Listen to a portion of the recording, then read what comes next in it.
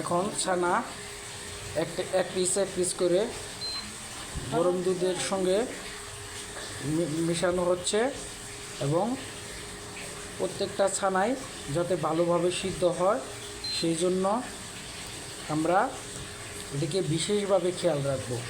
আর এই দুধটা গরম করার সময় এর সঙ্গে অল্প পরিমাণ চিনি এবং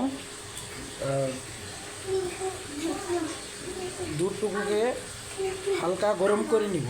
গরম করে নেওয়ার পরে আমরা এইভাবে কিছুক্ষণ সময় সিদ্ধ করব। সিদ্ধ করার পরে দেখবেন আস্তে আস্তে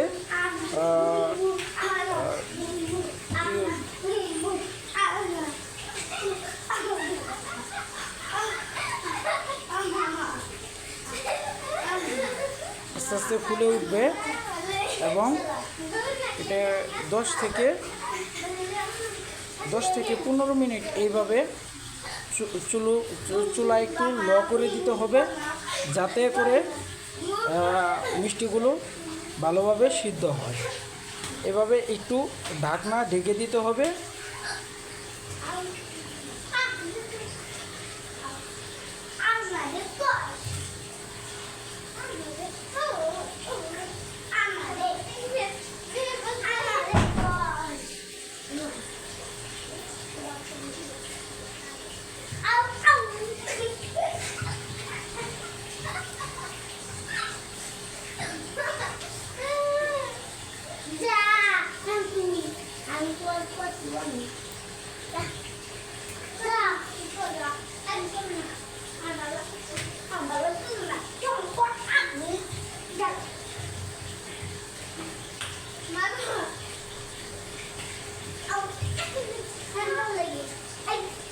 তো আমাদের এখন আর কিছুক্ষণ পরে সম্পূর্ণরূপে রসমালাই তৈরি হয়ে যাবে।